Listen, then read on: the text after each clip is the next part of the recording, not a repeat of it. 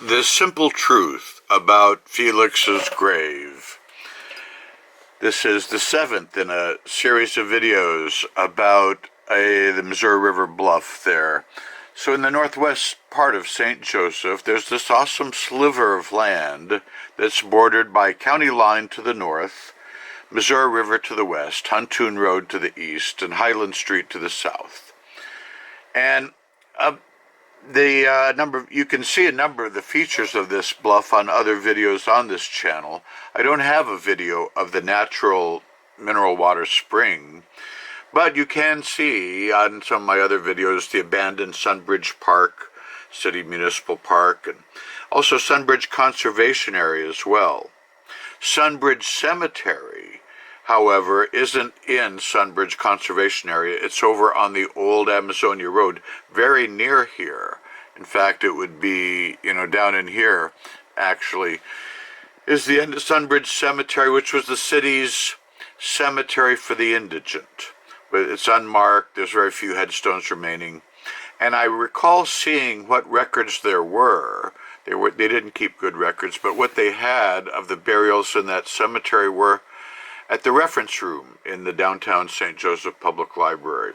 I mention all this because there's some confusion between Sunbridge Conservation Area and Sunbridge Cemetery, although Sunbridge Conservation Area has a cemetery, the subject of this video right here, the Worthwine Lilliger Cemetery. Now, the native peoples in this region thought these lands were sacred, these bluffs around St. Joseph, Missouri, because to the native peoples, they could see a sun bridge. Then they believed that would allow the soul of the dead to travel to the sun god. So the afternoon setting sun would reflect from the area's low soil and create the illusion of a bridge, allowing travel of the soul to the sun. And so here at the Lilliger Cemetery, see, this special is about this urban legend of Felix's grave. This is often called Felix's grave, the Lilliger Worthwine Cemetery. There's no Felix buried there, never was. And why this is named the Felix Cemetery is not really clear. There was a Felix who rented from Rachel Lilliger. See, if we go to find a grave, here is Felix Eberle. He died. He was renting from Rachel Lilliger when he died at age 99. He fell down a flight of steps. Sometimes old people break a hip and then they fall down the steps. Anyway, his death certificate there at City Hospital was signed by Dr. Tadlock, who is the county coroner then. He's the only person in this, only name of anyone mentioned here in this video that I actually knew. And Dr. Tadlock said that Felix Eberle was to be buried at the Worthwine Cemetery. Now, in 1946, at this time, the Worthwine Family Cemetery was on their family farm. Later, due to construction needs, those interred with headstones were moved to the present location there in Sunbridge Conservation Area. In an article in the July 1, 2013 Tuning Fork magazine, a descendant of the Lilligers is quoted as saying no Felix was ever buried at their place. So, of course, if Felix Eberle was not buried at the Worthwine Farm, then as an indigent he would have been buried at Sunbridge Cemetery on Amazonia Road. As to Felix being the mean old man who murdered his family, well, he never married. He had no family. He was a German immigrant who worked as a box maker, living in rooming houses in St. Joe, mostly. And that's the real story about, Felix Eberle. Now, as I say, it goes back so far. I'm not sure how the cemetery ever got the name of Felix, but there was a tragedy represented at the Lilliger Worthwine Cemetery, and here we'll refer to the St. Joe News Press of 1909. Now, due to the varying typefaces on these Xeroxes, I can't get my scanner to work with this because I think it can't zero in. Anyway, due to all that, I'm improvising by holding them up for you. So what happened there in 1909 in June? Well, the Lilleger boy went after a farm animal that had gone astray, and he fell in to the reservoir, and he couldn't swim. And his father, Joseph Lilleger, heard him and came running and jumped in.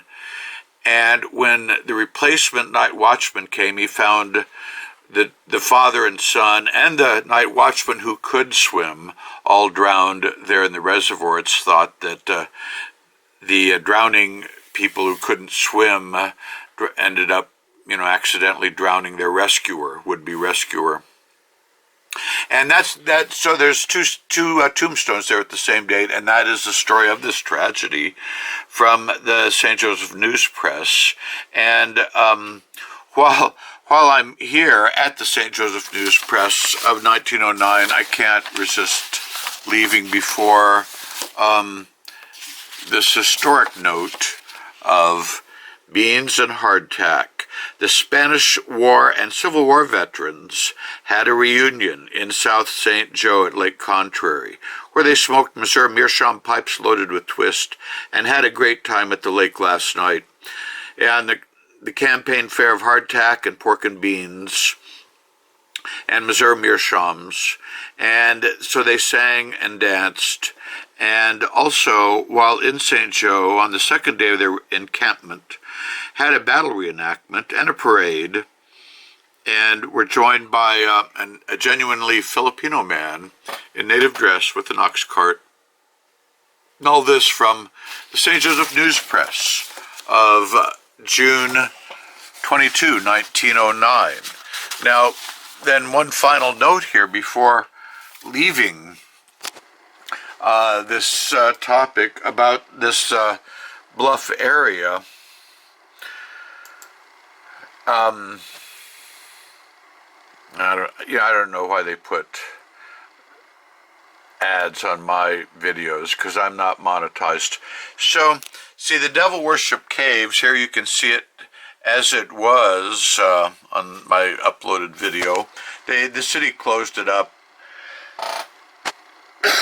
and sealed it off. And you see now, if you go out there, it looks like this. It's been blocked off. And the parking lot at Sunbridge is closed as well.